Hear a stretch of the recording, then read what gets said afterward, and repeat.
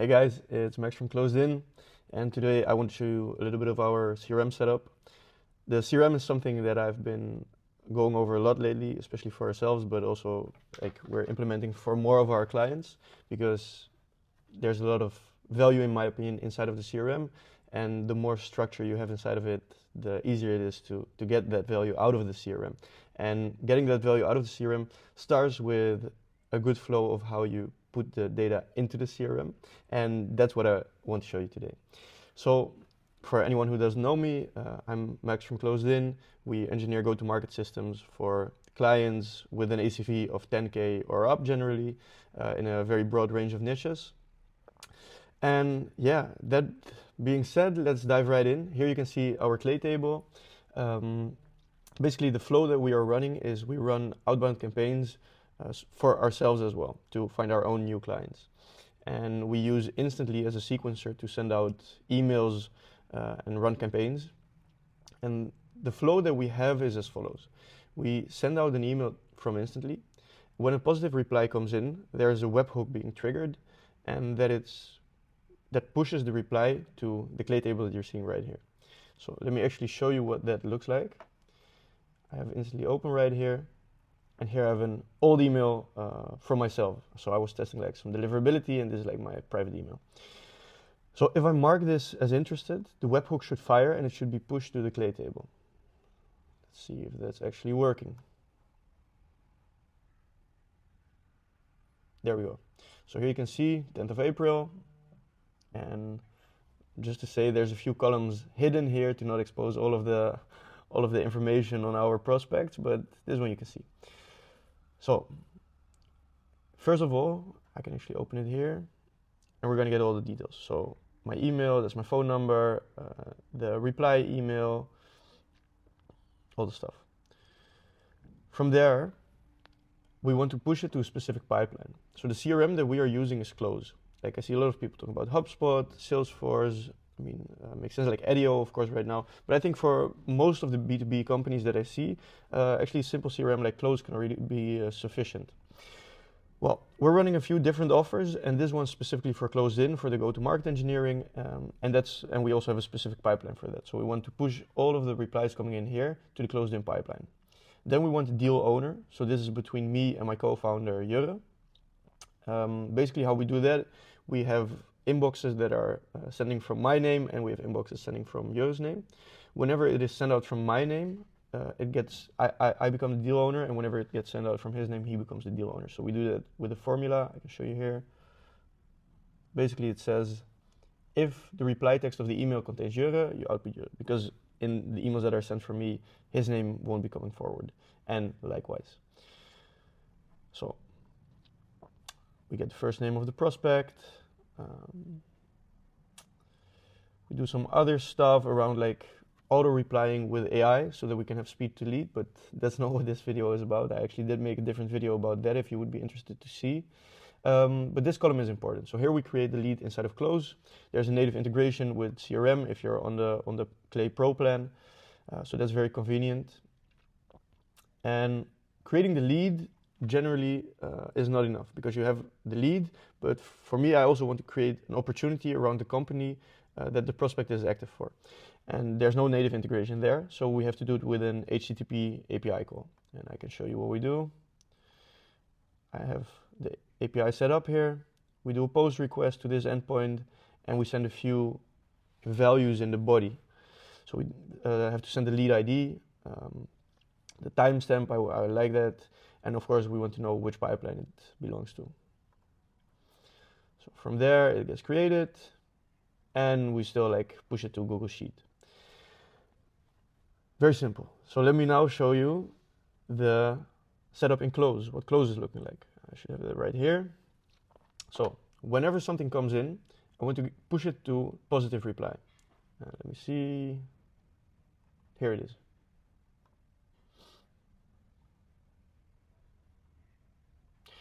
So this is the reply coming in. As you can see, it's my name, so it's me.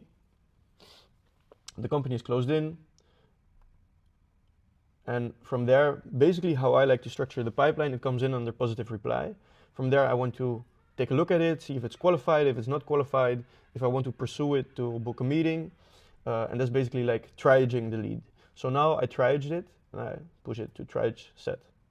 So from here, I'm gonna go after it, like call myself, send emails, try to get the discovery booked. That's the next step. That's basically the first stream of entering the CRM. There's also a second stream, which comes from booking calls, which is what I also want to show you. Yeah, let me just take you into this, the screen, and that's here. Basically, we use NeetoCal for all of our bookings. A lot of people using Calendly, of course, as well, but I think NeetoCal is a free alternative, and it basically does exactly the same.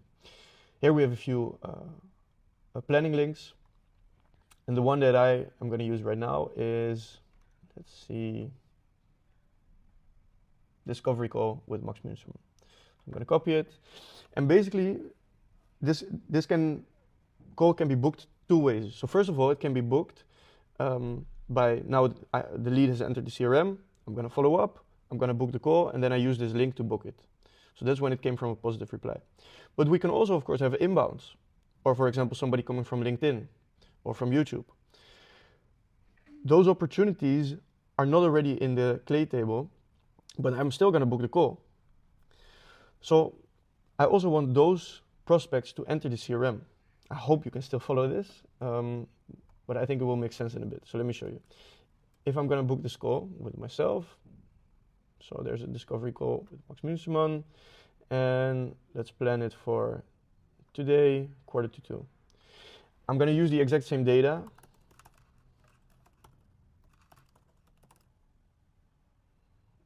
Wrong field. There we go. And let's just leave all of this empty for now. Call the email, send. So now the call is booked. Two things are happening now. And again, a webhook is firing to the clay table, and that is also afterwards updating again our CRM. So let me show you how that makes sense. So here we again have the auto reply bot field, like the field where we catch all the opportunities coming in from instantly. And we also have a NeetoCal bookings page. So let's see if this is going to capture the booking that I just did. It might take some time. Let me actually pause the video until it's in. Okay, that was about a minute, but it came in. So here you can again see Max Munsterman.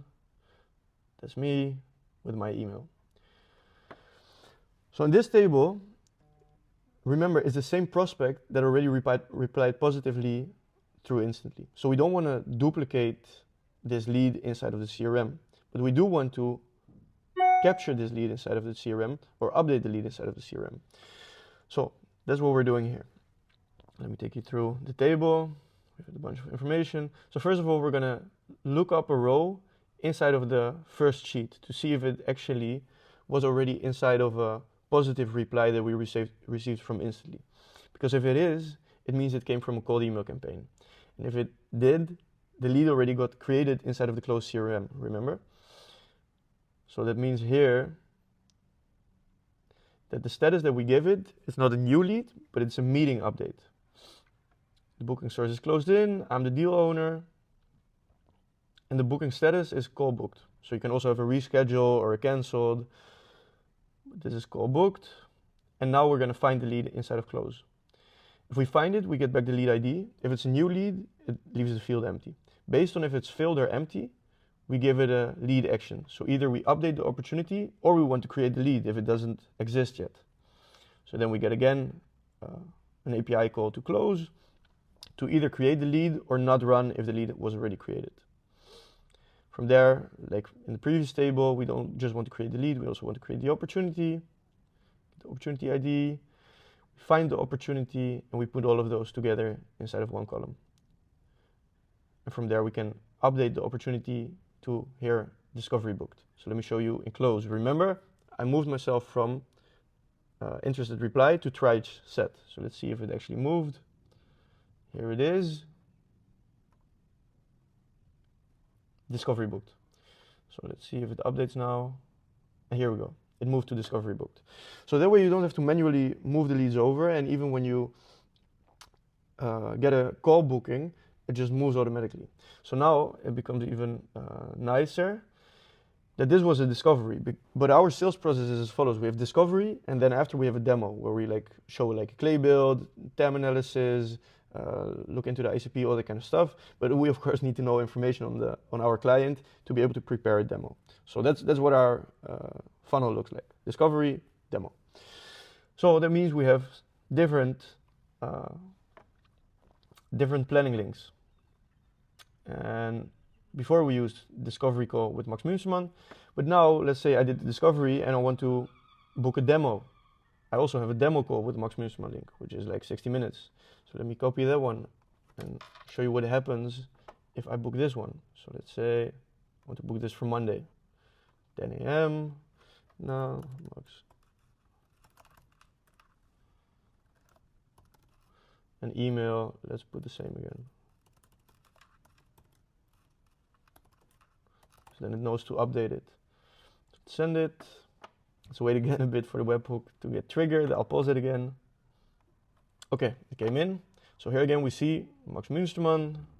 See it's the second one. And here you can see the meeting type is a demo call this time. So here it was a discovery, now it's a demo. Again, the record is found inside of the auto reply bot, so it doesn't need to create a new opportunity or new lead inside of close. So it gets a status to update the existing opportunity. We find the opportunity, and here we update it to discovery booked. Oh, I see that it says discovery booked, but that should be demo booked, of course. Let me see what this table looks like. Okay, so I had to do some error solving there, and I think I tracked down the mistake. So like I mentioned, we were running different offers for different pipelines, and this is a table that got copied over from one of those tables created. But here we actually don't want to push to different pipelines, but we want to push to different pipeline stages. So basically what I did here is create like an if formula. If the meeting type, which is basically the title of the meeting, contains the word discovery, I want you to output this stage, which relates to discovery booked. If meeting type contains demo, I want you to push to this pipeline stage, which is demo booked. So I actually didn't test run this yet, so let's see if my assumption is correct and that we actually push the lead to demo booked instead of discovery booked. So save the formula. We see that some columns are going to be rerun if we update this, and let's do it.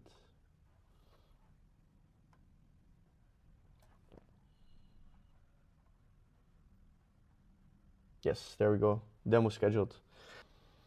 Okay, and if we look inside of the pipeline now, we can see that it actually did move to demo scheduled. So one more time back, status code got updated to demo scheduled, and here we can see the lead, Max Munsterman, is now on demo scheduled. Okay, I hope that was, you guys could follow that. As you can see, like CRM, it gets complicated. It has to be specific, detailed, and it needs to go well, and it needs to be correct. If there's anybody who is looking at this and thinks like, okay, can you take a look at my pipeline or my CRM, feel free to reach out to us. We're happy to take a look together. And that's it for this one. See you guys on the next one. Bye-bye.